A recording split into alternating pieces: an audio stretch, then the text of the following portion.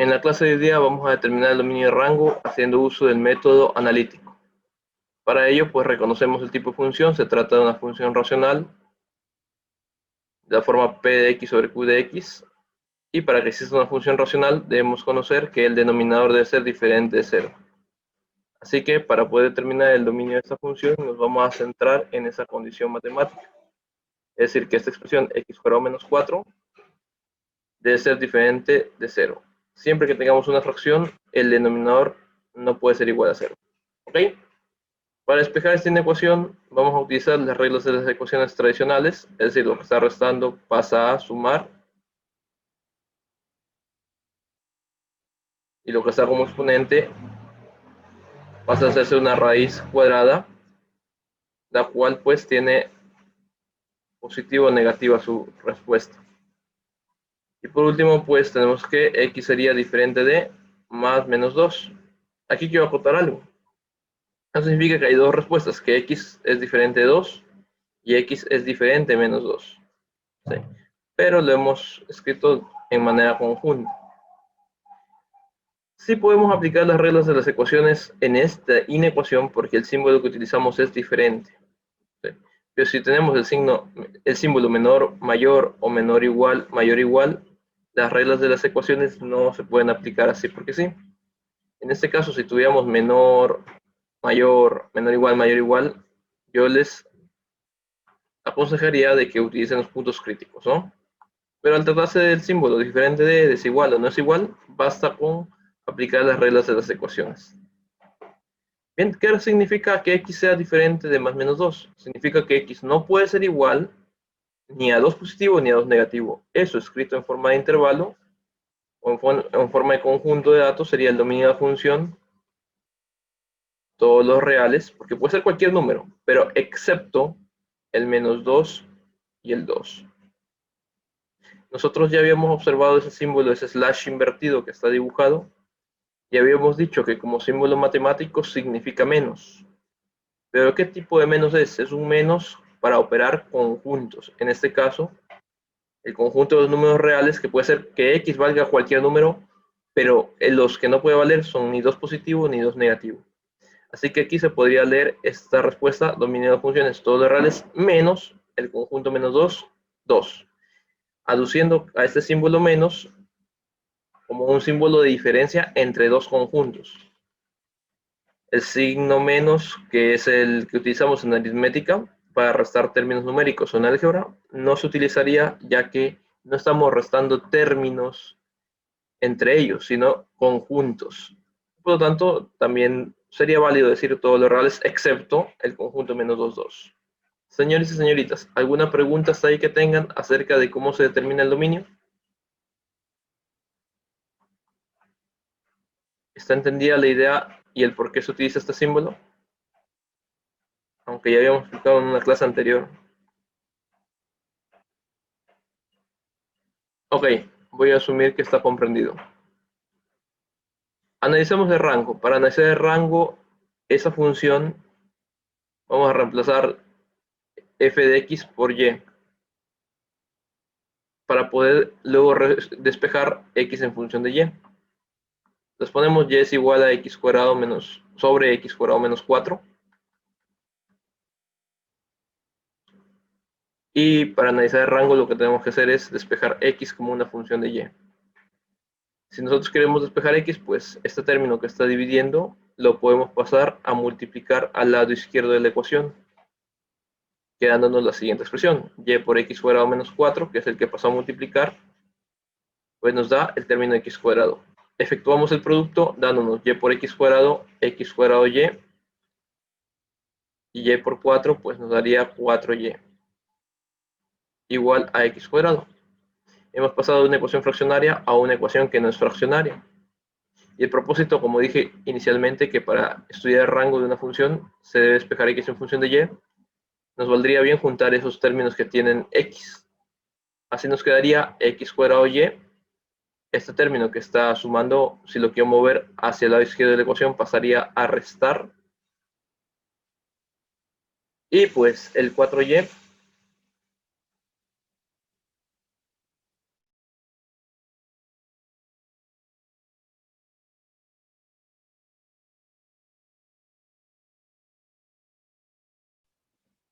Y este 4y que está ahí, está restando, pasaría a sumar.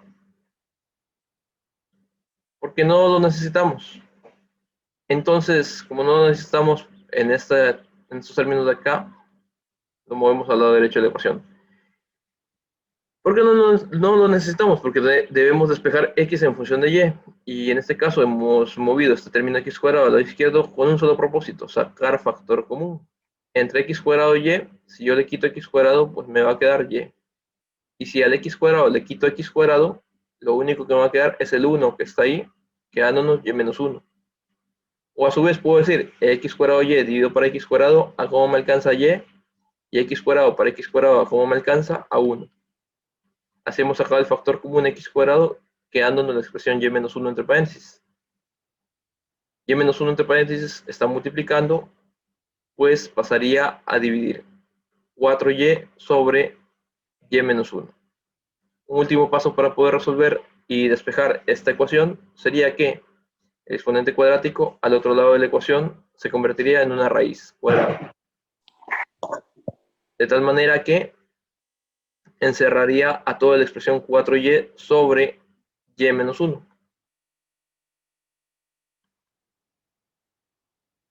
Pero al ser una raíz cuadrada la que estamos obteniendo de un despeje, esta puede ser o positiva o negativa. Jóvenes, ¿alguna pregunta, alguna inquietud de cómo se despejó x en función de y? Aquí, en esta parte. ¿Está entendido este proceso de cómo despejar x en función de y?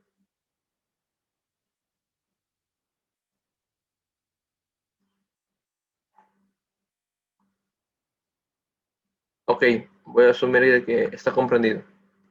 Ahora, esta nueva función que tenemos como x dependiente de y, podemos analizarla de la siguiente manera. Si ustedes se dan cuenta, tiene la forma de un radical de índice par. Nada más que en vez de ser una función que dependa de x, depende de y. Y pues lo que podemos decir es que ese radicando, para que exista esa función, debería ser mayor o igual que 0. ¿Por qué? Porque para que exista una raíz, ya sea esta positiva o negativa en la parte externa, su parte interna del radical, que es el radicando, debe ser positivo. Caso contrario, no se puede sacar la raíz cuadrada. Así que el radicando es toda esta expresión que está aquí, 4y sobre la expresión y menos 1. Y si quiero que exista esta expresión radical, lo de adentro, que es el radicando, debe ser mayor o igual que 0. Hemos aplicado la condición de la existencia de un radical. ¿Ok? ¿Y cómo resuelvo esto? Para resolver esto, nosotros debemos recurrir a una teoría que nos permita determinar los intervalos para los cuales existe esa inecuación. Voy a comenzar diciendo cómo no se debe hacer para que no cometan el error de hacerlo de esta manera. A ver, ¿cómo no se debe hacer? Yo tengo la expresión 4y sobre y menos 1 mayor o igual que 0. Si yo quiero despejar pues la y, lo lógico sería que lo que está dividiendo lo pase a multiplicar. Así nos quedaría 4y mayor o igual que 0 por y menos 1. Y pues el 0 al multiplicar por cualquier cantidad lo anularía. 4y mayor o igual que 0. Por último diríamos que este 4 que está multiplicando pasa a dividir. Y pues 0 entre 4 es 0. Eso está mal. ¿Por qué razón está mal? Porque este procedimiento que acabo de aplicar es usado para resolver ecuaciones. O también inecuaciones que tengan el símbolo diferente de, o sea, que no sea igual. Y aquí no tengo una ecuación, tengo una inecuación. Y como tengo una inecuación, este procedimiento de aplicar la transposición de términos no es práctico. No en todos los casos. Hay un solo caso que es en las inecuaciones lineales en la que sí se aplicaría. Pero en aquellas inecuaciones que tienen la forma del producto de dos o más factores con respecto a 0, o tenemos un elemento sobre otro elemento, una fracción con respecto a 0, no nos sirve este procedimiento de resolución de ecuaciones. ¿Qué procedimiento utilizaríamos para resolver una inecuación del tipo fraccionaria o una inecuación que tenga el producto de dos factores o más factores? El único método, o dentro de todos los métodos que existen, el método más práctico es el uso de los puntos críticos. ¿Qué es esto de los puntos críticos? Es saber en qué valores los intervalos, tanto del numerador como del denominador, son positivos o negativos. Conociendo eso, podemos saber, operando entre ellos, en qué intervalos, pues toda la fracción o es positiva o negativa. Y si es que es positiva, pues es mayor que cero. Y ahí está la respuesta de la inecuación. Entonces, nosotros debemos recurrir a la teoría de puntos críticos para poder dar solución a este ejercicio, más no el despeje directo de transposición de términos. Entonces, analicemos en primera instancia el numerador. El numerador es la expresión que está aquí, 4y. Al numerador lo voy a igualar a 0 y despejo el valor que tenga. En este caso, y sería 0 entre 4. Y pues si dividimos 0 para 4, eso nos da 0. Así obtenemos, jóvenes, el primer punto crítico, donde el numerador va a tener cambios de valores positivos a negativos, o viceversa. Y así como hacemos el análisis del numerador, pues también analizamos el denominador.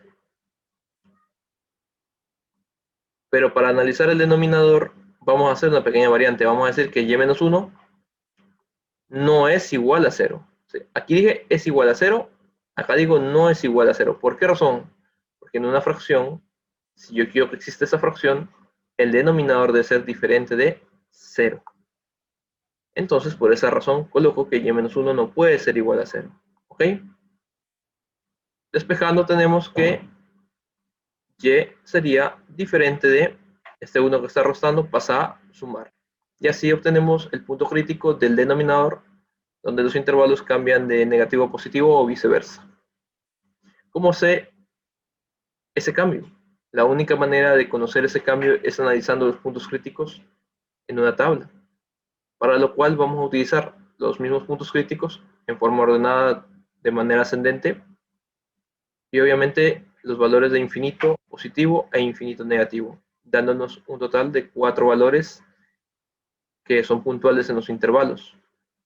Y también analizamos, como es evidente, el numerador, el denominador y la fracción completa que compone a la inecuación que estamos resolviendo. ¿Ok? Entonces, desarrollamos una tabla para poder analizar todos esos valores, jóvenes. Ahí está el éxito de resolver esa inecuación fraccionaria. Una vez que resolvamos la inecuación fraccionaria, nosotros podemos deducir el rango de la función que estamos determinando. A ver, entonces, aquí estaría el menos infinito y el más infinito. Y aquí en estos dos puntos que están referenciados irían estos valores que son los puntos críticos en forma ascendente, no como van saliendo las respuestas, sino en forma ascendente de lo que tengamos, lo ordenamos. Primero estaría el 0 y luego pues estaría el 1, si lo ordenamos en una recta numérica de menor a mayor. Aquí nos dice que y es igual a 0, eso significa que lo incluye el 0, por lo tanto el intervalo en ese punto sería cerrado. Mientras que acá nos dice que y es diferente de 1, es decir que en ese punto el valor sería abierto. Porque al decir que es diferente, pues nos está diciendo que no puede ser igual a ese valor. Y como no puede ser igual, no puede ser incluido y por lo tanto, en ese punto estaría abierto. No está incluido. Bien, ¿qué ponemos en estos casilleros de acá? El numerador 4y, el denominador y-1 y pues la fracción que compone el numerador sobre el denominador. Hacemos el análisis tanto del numerador como del denominador y luego que tengamos ese análisis determinamos la fracción, los intervalos en los que los valores son positivos o negativos. Para ello debo escoger un número que forme parte de cada intervalo. Por ejemplo, del menos infinito al 0, cualquier número que escoja está bien. Puede ser el menos 10, el menos 1000, el menos 1.000.000, cualquiera. El que ustedes gusten. Yo voy a escoger el menos 1. Un número que forme parte del intervalo del menos infinito al 0. Un número que forme parte del 0 al 1. Puede ser el 0,1, el 0,2, el 0,9. No hay problema. Yo voy a escoger por facilidad de cálculo el 0,5. Porque sé que al operar, eso pues, si es que está multiplicando, haciendo alguna operación, es sacar la mitad, ¿no? No importa el valor que escojan, que forme parte del intervalo. y un valor del 1 al más infinito. Cualquiera, puede ser el 2500, no importa. Yo voy a escoger el número 2. ¿Para qué escogemos estos valores? Cada uno de ellos se van a reemplazar aquí. Y la respuesta que me dé, voy a colocar el signo de la respuesta en estos casilleros. ¿Por qué el signo? Porque cualquier número que escoja me va a dar una respuesta diferente, pero lo que no va a cambiar es el signo. Para ello recurrimos con el cálculo. Tenemos 4y y debemos reemplazar primero el menos 1. 4 por menos 1, eso nos da menos 4. Así, eso significa que aquí, en el intervalo del menos infinito al 0, siempre va a ser, o siempre va a haber una cantidad negativa. No importa el número que escojan, siempre y cuando ese número forme parte del intervalo. Ya lo probé con el menos 1. Ahora probemos con el siguiente elemento que hemos escogido, que es el 0,5. 4, reemplazando en la y, el 0,5 sería 4 por 0,5, nos da 2. Ese número es positivo. ¿Ok? Y así sucesivamente. Tenemos a continuación que reemplazar el 2. 4 por 2, eso nos da 8. Es un número positivo, colocamos aquí el signo más. Estos cálculos no son necesarios que los hagan uno por uno. Si gustan, pueden hacer uso de una calculadora o hacerlos mentalmente. Ya hemos resuelto los valores para los cuales los intervalos son negativos o positivos del numerador. Ahora, con los mismos números, trabajamos en el denominador. Y menos 1. Yo reemplazo el menos 1 en la y, tenemos menos 1 y menos 1, menos 2. ¿Sí? Ahora reemplazo el 0,5. Pues reemplazando el 0,5 tenemos 0,5 menos 1, total menos 0,5. Es decir, aquí va a ser negativo. Y por último, reemplazamos el 2. Pues 2 menos 1 nos da 1 positivo. Así obtenemos esos signos en el denominador. Ya una vez que hemos resuelto los valores de los signos para los cuales los intervalos que están definidos se determinan, pues nos queda determinar para la fracción completa, que el objetivo es resolver esa fracción con respecto a 0. Pues aplico la ley de signos. Una fracción, nosotros sabemos que es una división por definición. Así que podemos dividir los signos. Aplicamos ley de signos. La ley de signos en la multiplicación es la misma ley de signos que en la división. Menos para menos nos da más para menos nos da menos, y más para más nos da a más. Y ahora, ¿cuáles escogemos? ¿Los positivos o los negativos? Eso depende de la inecuación que estemos resolviendo. En este caso, al decir que es mayor o igual que 0, literalmente estamos diciendo que son todos números positivos. ¿Por qué? Son aquellos mayores que el 0. Así que escogemos los positivos. Si aquí hubiéramos tenido menor que el 0, pues hubiéramos escogido el intervalo negativo. Pero como nos está diciendo mayor o igual que 0, son todos los positivos. Así que la respuesta sería del menos infinito abierto al 0 cerrado.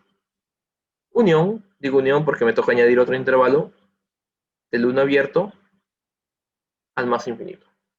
Solución final de este ejercicio para determinación de rango es que su valor comenzaría en el menos infinito de manera abierta, ya que el infinito es un valor al cual no podemos llegar, simplemente aproximarnos, pero no llegar a ese valor. Punto y coma, 0, cerrado. Luego añado otro intervalo más, entonces digo unión.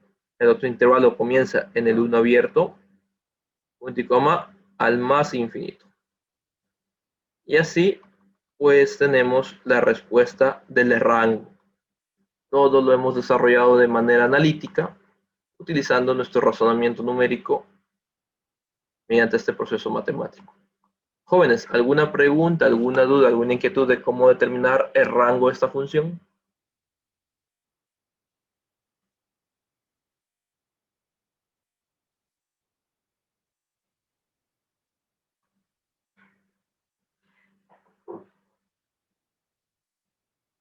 Ok, jóvenes, quiero acotar algo.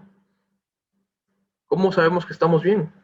Porque, bueno, el proceso que estamos siguiendo es algo lógico. Por lo tanto, podemos deducir que lo que estamos obteniendo de resultado es correcto. Sin embargo, para terminar de comprobarlo y estar seguro de que sí es correcto, podemos recurrir al método gráfico. Y en ese caso yo les aconsejaría de que hagan uso de las herramientas tecnológicas que disponemos. Por ejemplo, una herramienta que nos vendría bien para poder probar que está bien nuestras respuestas del dominio, que son todos reales, excepto el menos 2 y el 2, y el rango que va del menos infinito al cero cerrado y del 1 al más infinito, unión del 1 al más infinito, pues sería graficar en un programa de computadora como lo que es GeoGebra. Nos vendría bien para poder observar que se cumplan esos dos parámetros que acabamos de calcular. Voy a dejar de compartir la pizarra en este momento y procedo a compartir la interfaz de GeoGebra para poder analizar la función. Ok, a ver, la función tiene un dominio que nos decía que era todos los reales excepto el menos 2 y el 2. Así que en los puntos x igual a menos 2 y x igual a 2 pasa algo. Pues lo que sucede es que en esos puntos no va a existir la función. ¿Sí? ¿Por qué será que no existe? Lo más probable que sea es que al ser una forma fraccionaria, lo más probable es que sean asíntotas verticales. Sin embargo, también podría ser que se trate de una indeterminación. La única manera de averiguarlo de manera analítica es analizar los límites laterales o los límites en esos puntos, si es que existen. Pues si reemplazamos nos van a dar inconsistencias matemáticas y por lo tanto nos tocará analizar los límites laterales y eso nos va a dar respuesta a los infinitos. Así concluimos de que son asíntotas verticales. Entonces, pues es evidente que va a ser todos los reales excepto el menos 2 y el 2.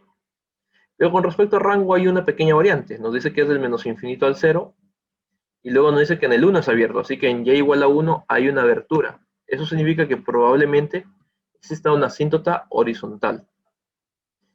Yo las estoy colocando por razonamiento. Es decir, que en las propiedades, en su estilo, podemos cambiar el tipo de trazo a línea entrecortada, suponiendo de que sean asíntotas. Solamente como por intuición.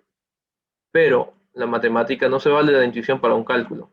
Nosotros podemos demostrar analíticamente de que sí son asíntotas verticales y que sí es una asíntota horizontal. Pero eso lo vamos a hacer en la siguiente clase. Ahorita lo que yo quiero es graficar la función. La función era f de x igual a ¿qué? Una fracción. Poníamos la fracción, el signo de división. Y en la parte del numerador colocamos x al cuadrado. A ver, denme un segundo, aquí hay un error. Aquí, vamos a darle otro valor. Ya, a ver, ahora sí. F de x igual a una fracción. Como no hay fracción el símbolo en el teclado, si no les aparece ese teclado, aquí al lado izquierdo en la parte inferior lo pueden observar. Ponen la división y pues la división es la fracción, ¿no? X al cuadrado en el numerador, bajamos al denominador, x al cuadrado menos 4 en el denominador. Si ustedes pueden visualizar, es evidente de que sí eran asíntotas los valores que definimos. Si nosotros no nos hubiéramos puesto, no hubiera pasado nada. La función que colocamos es x cuadrado menos 4 en el denominador y x cuadrado en el numerador. Así que aquí claramente se puede que son todos los reales, pero en el menos 2 y en el 2 hay una abertura. Ya para estar seguros, pues graficamos las asíntotas. Y así, al hacer zoom a la función, podemos ver que son todos los valores en los reales en el eje X, excepto el menos 2 y el 2. Pero en cambio, en el rango era del menos infinito al 0, unión del 1. Pero en el 1 nos decía que era abierto. ¿Por qué es abierto en el 1? Pues porque se trata de una asíntota horizontal, del 1 abierto al más infinito. Eso significa que del 0 al 1 no hay ningún valor para los cuales exista gráfica la función. Así podemos graficar de manera breve, muy rápida, la función que estamos analizando y comprobar que las respuestas son correctas.